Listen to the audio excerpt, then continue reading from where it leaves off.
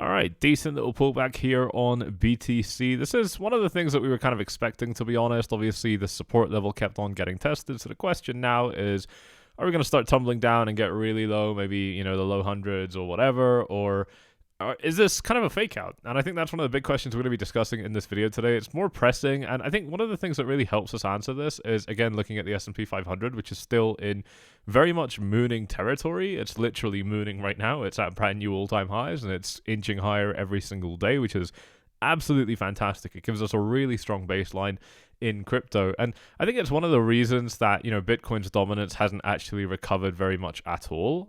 You know, we've seen a little bit of Bitcoin dominance spiking, especially as the market started to drop, which is exactly what we're expecting. We've covered that extensively on this YouTube channel, that when the markets do start tumbling, your altcoin positions are definitely in jeopardy, at least temporarily. It doesn't have to be a bad thing overall, and I think that's what we're seeing here, because we could have definitely seen Bitcoin dominance get quite a bit higher, but if it isn't, while the market is kind of reeling and dropping down a little bit, then actually, you know, that's a pretty good sign as far as optimism goes for me, because that shows that, you know, people are not really getting too scared out of their positions, which, again, like I said, totally makes sense given the fact that traditional finance is still doing incredibly well. I mean, brand new all-time highs, right? It speaks for itself. So as far as Bitcoin goes then, you know, well, let's break down what we actually saw, because I think there's a lot of, you know, disappointment with Bitcoin right now, obviously, which is understandable. We've been kind of used to, you know, some nice price action now for a couple of weeks, which, quite frankly, we haven't gotten good price action for a couple of years now. So I totally understand where that's coming from. And, you know, as far as what this chart is showing me, look, we're on the hourly time frame right now. If I just go ahead and kind of replay, you know, back to here, which is kind of like the worst of it. Obviously, it could get worse from here, but this is the worst that we've kind of seen so far. Bitcoin didn't really fall substantially below its support level. Now, if we say that its support level is about here at 116.8, which I think is very reasonable, we can even go up to 116.9, then, you know, what this support has done is it's collapsed by, you know, 1.5%, which is, it's just not that substantial. It's not that big of a deal. And I think that's a really important note, because, I mean, if we take the top of the range, which we could probably say is somewhere around here, we've already faked out 2.6% to the upside, and then, of course, returned back into the same range that we were already in. This was a very kind of temporary blip, and so far, it's the same thing. We just haven't recovered back up, right? Previously, you know, we only managed to break the range for, let's calculate this, we managed to break the range for 12 hours. This time, obviously, it's been a fair bit longer than that. We've been here for like a day or so now, maybe more. Let's calculate this. So from the point we broke to over here, yeah, it's been about 16 hours now. So, you know, like roughly similar time frames, only difference is we haven't recovered back up yet.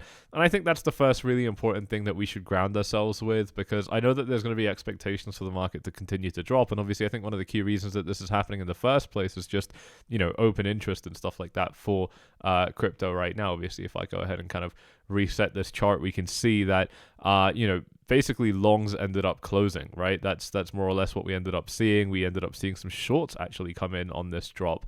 You know, so things equalized a little bit, right? Like if that's what the objective was, which I think many people would probably agree that that's what happened, then we're definitely seeing in this situation, you know, the market basically finishing that up potentially, right? It doesn't mean that it's actually finished, but it definitely could be. I think there's good reason to believe that, given the fact that this dump has stopped just 1.8% with this calculation here below its support level. It's just not concerning enough to be a confirmed breakout yet.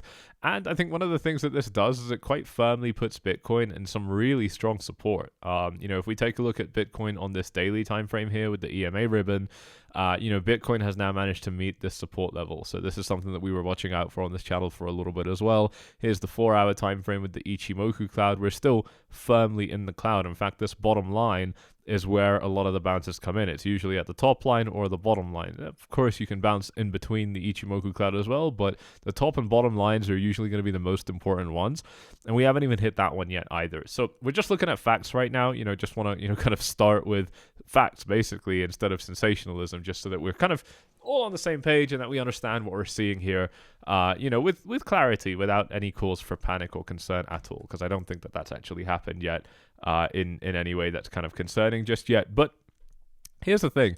If we can recover back into this range, then, we're essentially just back into this bullish pennant. And this is a bullish continuation pattern. It's the typical pattern that, you've seen many, many times where the price goes up a little bit, it goes sideways, and then it continues going up again. So I think that's kind of more or less what we're looking at right now. I like to keep it super simple. It works. It's worked for us throughout this entire market cycle. So, I don't see any reason for that to stop right now.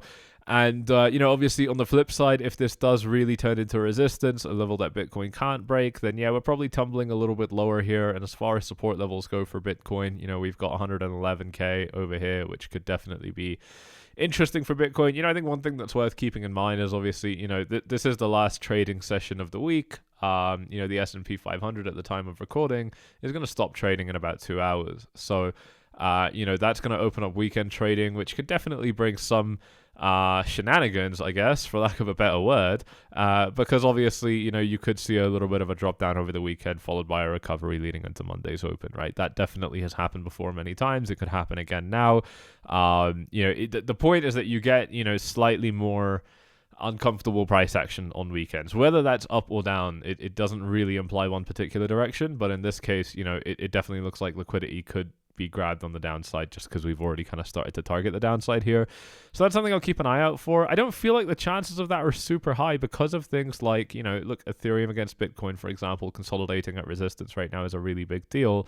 A lot of other coins are holding on pretty well. I mean, we did see, Solana actually gaining a tiny bit of traction against Bitcoin yesterday, but it's holding on, right? It's holding on quite well here. Solana against the dollar, is just in a really good support level. This is the same support level that we outlined on this YouTube channel going back for pretty much every video recently, talking about how the support level is looking pretty good here. And obviously this is a pretty long-term level here. So, this is where I think some people are probably looking to take on some longs. Like I said, I mean, these could be risky positions, right? I mean, stop losses are a little bit kind of hard to choose in this range, but for sure, I think, it's a reasonable idea to start looking at going long here because it's a support level. So, I think, rightfully, probably a lot of people are looking to do something like that. Those of you that are looking for a platform to trade on, you got brilliant links down here. Check them out if you're not from a restricted region. Really, really cool stuff. And make sure you hit up those likes and subscribe as well, so that you don't miss out on this content here. But bringing it back to the video, like I said, good support levels kind of across the board here. Here's XRP, still kind of staying steady at this low $3 range, which is fantastic. It's a pretty good level to be seeing XRP, holding itself up a little bit. At this point, this was basically, an extremely thin trading environment for XRP back in 2018. So, probably not expecting, crazy amounts of support here. It could definitely lose this level and fall down to some deeper levels of support, which again would be fantastic, especially if we're wanting to see these coins go up from here. But again, I think all of that is only going to happen if Bitcoin loses its ground right here, and it doesn't want to. On the hourly, like I said, it's fighting. It's putting up a real fight right now. On the 4-hour time frame, if we take a look at that, it's looking decent. I mean, it's clearly kind of consolidating below, support, which is not a good sign, but I've learned enough at this point now to tell me that I shouldn't necessarily doubt these things either. They're still good patterns, at the bottom line. They're still, it still is not lost is the point, and until it's lost, it's just not lost, right? I think that's something that I've definitely learned as a trader in this space now for a while is that, I'm not gonna, make, conclusions prematurely, especially in situations like this, because, fake outs are just so common for Bitcoin now, and they happen in so many different ways, just real fake outs happening all the time, taking us significantly higher afterwards. So I really don't want to rule that out with, the kind of context of a really bullish stock market right now. I don't think that, for a long period of time, we're going to be seeing money tightening up in crypto. I think this does obviously look like it's just kind of more of a liquidity grab, which obviously totally makes sense here. If we go ahead and kind of refresh this thing right here and take a look at the fear and greed index, we're still completely stable at 70. So we haven't even reset sentiment very much, which I think also tells us a little bit.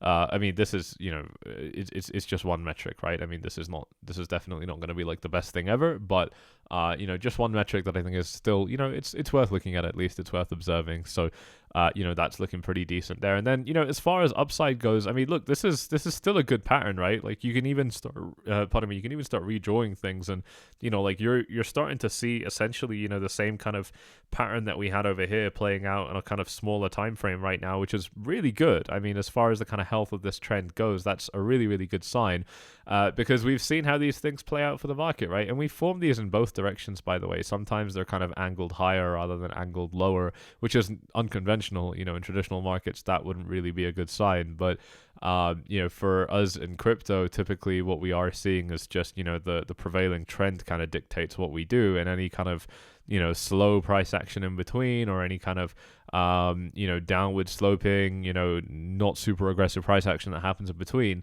that's typically going to be a continuation pattern to take the market higher. So, if we kind of measure out what this could look like, we've got this kind of flagpole looking a little bit like this, and if we get a breakout, again, I think, a lot of signs are pointing to that kind of 130 to 140k range. This one puts us at 138.5. So, I think a lot of signs right now are pointing toward that 130 to 140k range, and that's still definitely what I'm expecting. I think it completely makes sense. I think it's a super reasonable kind of extension for Bitcoin for this next leg now, especially considering that we are expecting it to slow down and get less aggressive throughout market cycles, but we are still expecting some level of aggression, and I think this really kind of checks both boxes and looks super reasonable here. So I don't know, Bitcoin's crazy, Bitcoin can do whatever the hell it wants, but the bottom line is that this is, really painting quite a nice kind of descending channel here, and we're going to really validate this if the market manages to pick up from here and send Bitcoin back to the top of this range, right? I mean, we have been seeing that our highs have been getting slightly lower if we kind of measure these lows, and of course starting with this low right here. So